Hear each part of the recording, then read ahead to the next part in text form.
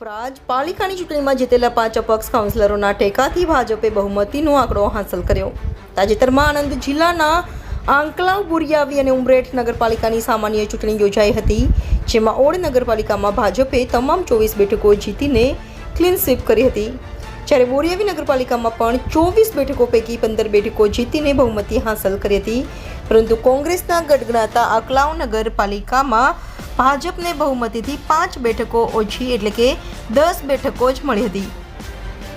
ત્યારે આંકલાવ નગરપાલિકાની ચૂંટણીમાં અપક્ષ તરીકે જીતેલા 5 ઉમેદવારો Manubhai Jashubhai Rathod ward number 4, Narsangbhai Sardarsangh Raj ward number 3, Sitar Banu Salimshah Diwan ward number 3, Gitaben Samantbhai Chavda ward number 1 અને પ્રવીણભાઈ કાંતિભાઈ સોલંકી વોર્ડ નંબર 1 આજરોજ આણંદ સ્થિત ભાજપ કાર્યાલય કમલમ ખાતે જિલ્લા ભાજપ પ્રમુખ રાજેશ પટેલ અને સાંસદ મિતેશ પટેલની હાજરીમાં ભગવો ખેસ પહેરી ભાજપને બિનશરતી ટેકો આપ્યો છે.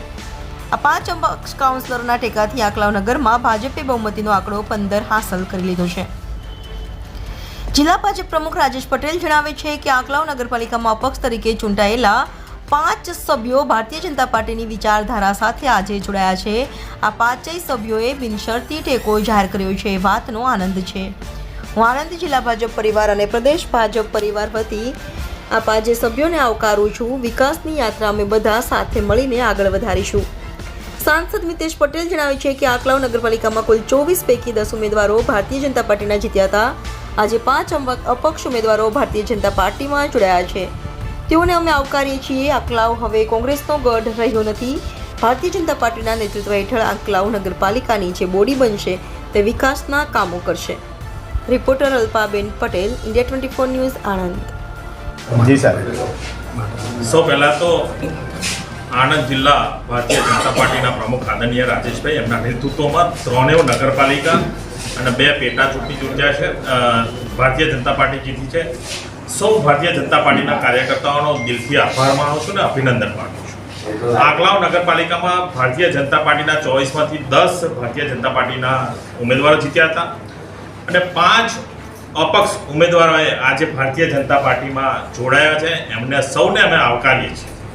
ભારતીય જનતા પાર્ટી એક એવી પાર્ટી છે, વિકાસ કરતી પાર્ટી છે અને વિકાસના સાથ સહકાર સાથે 5 અપક્ષો બિન કન્ડિશને આજે ભારતીય જનતા પાર્ટીમાં જોડાયા છે. અને આંકલાવ આપણે સૌ જાણીએ છીએ કે કોંગ્રેસનો ગઢ છે, પરંતુ હવે કોંગ્રેસનો ગઢ રહ્યો નથી. આંકલાવ શહેરમાં વિકાસના કામો સાથે ભારતીય જનતા પાર્ટી ખૂબ આગળ વધશે અને ભારતીય જનતા પાર્ટીના નેતૃત્વ હેઠળ જે ત્યાં આગળ નગરપાલિકાની બોડી બનશે એ પણ વિકાસના કામો સાથે આગળ નગરપાલિકાનો ખૂબ સારો વિકાસ કરશે. આજે 5 જે અપક્ષ જોડાયા છે એ Manubhai Jashubhai Rathod ward number 4, Narsang Sardarsingh Raj ward number 3,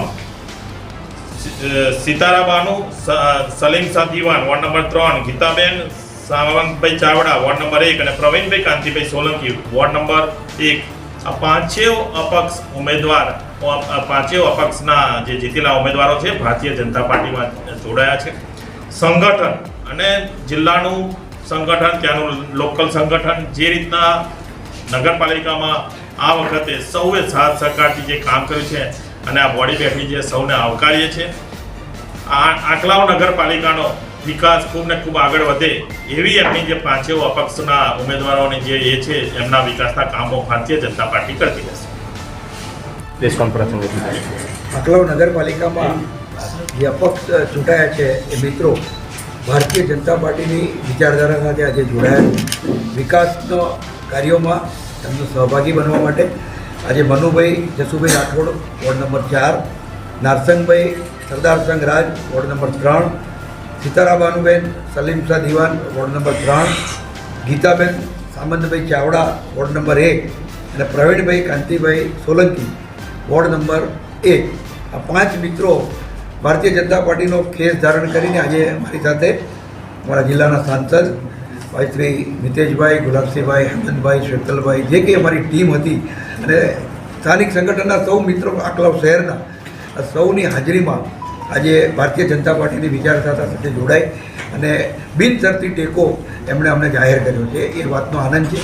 એમને હું આણંદ જિલ્લા પરિવાર વતી અને પ્રદેશ વતી એમને આવકારું છું અને વિકાસની આ યાત્રા અમે બધા જ સાથે રહી અને આગળ વધારીશું એવી અભ્યર્થના રાખું.